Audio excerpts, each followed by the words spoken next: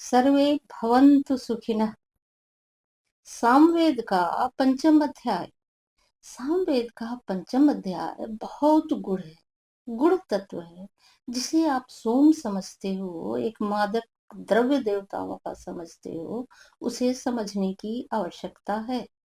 Actually जो सोम है ना, वह देवताओं का अमृत है, और यह अमृत आज तुम भी प्राप्त कर सकते हो साधना से और ध्यान से। जब जीभ उल्टी करके तुम ध्यान करते हो, सुना होगा इसके विषय में, तो वह अमृत तुम्हारे गले में टपकता है।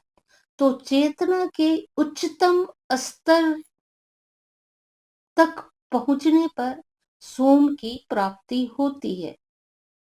और यह भी एक ऊर्जा है, वह अमृत तत्व भी एक ऊर्जा है। सोम जो है वह स्थूल से सूक्ष्म की ओर और फिर सूक्ष्म से ब्रह्म की ओर जाने का जो रस है, वह सोम रस है, और इसका वास्तविक अर्थ है ध्यान और साधना। सोम नाम एक प्रतीक है।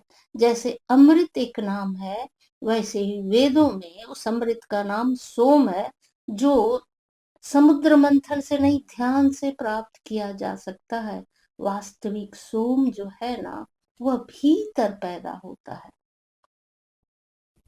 और यही अमृत है। और जब तुम ध्यान करोगे, जब उज्जयी प्राणायाम करोगे, तो तब इसे धीरे धीरे करके तुम्हें प्राप्त कर सकते हो। हाँ, जो सो सामवेद का जो गायन है, उसके स्वर के हिसाब से अगर तुम गान करते हो, तो तुम्हारे अंदर से सोम रस की ऊर्जा प्रस्फुटित होगी, और वह तुम्हारे ही अंदर जाएगी, जो तुम्हें ब्रह्म तक की यात्रा तय करने के लिए सक्षम बना देगी। तो यहाँ पे सामवेद एकमात्र ज्ञ ग्रंथ नहीं, तो और ना ही सोम कोई मादक पदार्थ है। सोम तो एक अमृत है, जो देवताओं तक पहुंचने का एक माध्यम है। और वे देवता क्या है? देवत्व इस धरती पर रहकर भौतिक सुखों की प्राप्ति, और फिर सोम रस के माध्यम से ब्रह्म तक पहुंचने का रास्ता है सोम।